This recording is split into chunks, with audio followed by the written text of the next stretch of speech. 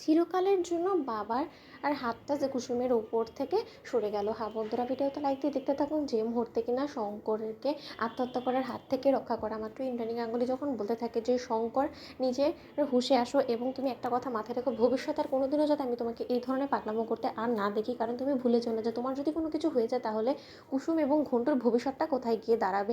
কেউ কিন্তু তখন ওদের আপন হয়ে ওদের পাশে থাকবে না। ঠিক সেই মুহূর্তে শঙ্কর যখন বলতে থাকে যে না কর্তামা, না আপনি বুঝতে পারছেন আমি একটা অপদার্থ বাবা এবং আমি আমার সন্তানদের প্রতি কোনোরকম কোনো দায়িত্ব কর্তব্য ভালোভাবে পালন করতে পারিনি।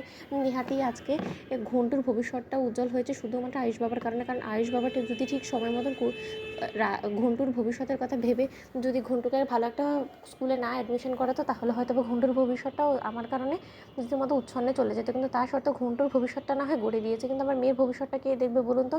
এবং আমি তো বাবা হিসেবে রীতিমতো একটা অকর্মের ঢেঁকি ছাড়া কোনো কিছু না। আমি কোনোদিনও কুসুমের ভবিষ্যৎ আর গড়ে দিতে পারবো না, কারণ ও লগ্নভ্রষ্টামে এবং কোনো ভালো ঘরে কুসুমের বিয়ে হবে না, কোনো ভালো ছেলে কুসুমকে বিয়ে করার জন্য রাজি হবে না।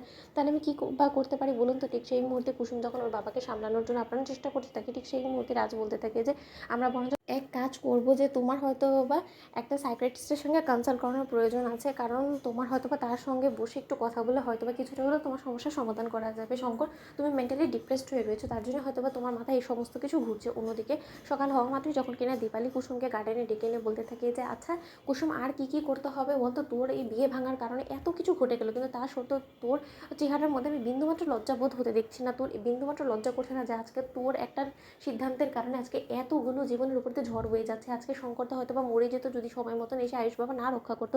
তুই একবার ভাবতে পারছিস যে তোর তোর করে কত কিছু হয়ে যাচ্ছে। তুই রীতিমতো তোর দেবী মাকে, যাকে কিনা তুই কোনোদিনও মিথ্যে বলিসনি, তাকে শুদ্ধ তুই ঠকাচ্ছিস, তার সত্ত্বেও তোর লজ্জা হচ্ছে না। ঠিক সেই মুহূর্তে কুসুম বলতে থাকে যে তাহলে পিছিয়ে আমি কী করতে পারি। ঠিক সেই মুহূর্তে দীপালি যখন বলতে থাকে যে হয় তুই তোর দেবী মায়ের কাছে গিয়ে নিজের অধিকার আদায় করার চেষ্টা কর, নয়তো বা তুই এই স্মৃতিতে সিঁদুর এবং নোয়া বাঁধানো খুলে ফেল, নতুন করে জীবনটা শুরু কর। ঠিক সেই মুহূর্তে কুসুম বলতে থাকে যে ঠিক আছে, সব কিছু ওর সমস্যা যখন এইটার জন্যই হচ্ছে তাহলে এই সমস্যাকে আমি জ্বর থেকে উপড়ে ফেলবো। পিসি, আমি তোমার সামনে এখন আমার হাতের এই নোয়া বাঁধানো থেকে শুরু করে স্মৃতিতে সিঁদুর সব কিছু মুছে আমি নতুন করে সবটা শুরু করবো। ঠিক সেই মুহূর্তে সেই সমস্ত কিছু খুলে ফেলে যখন কিনা কুসুম বাড়িতে যায়, ততক্ষণে কুসুমের বাবা বিষে যখন খেয়ে শুয়ে পড়ে, ঠিক সেই সময় কুসুম সেখানে গিয়ে বলতে থাকে যে বাবা জানো তো, আমি অনেকটা ভেবেছি, আমি ভেবে দেখলাম যে না, পুরনো অতীতের কথা মনে করে আর আমাদের কোনোরকম কোনো লাভ নেই, তার থেকে বরঞ্চ আমরা ভবিষ্যতের কথা ভাবি, আমরা নতুন করে জীবন শুরু করবো, যেখানে কিনা বাইরের লোক বলতে আমাদের জীবনে আর কেউ থাকবে না।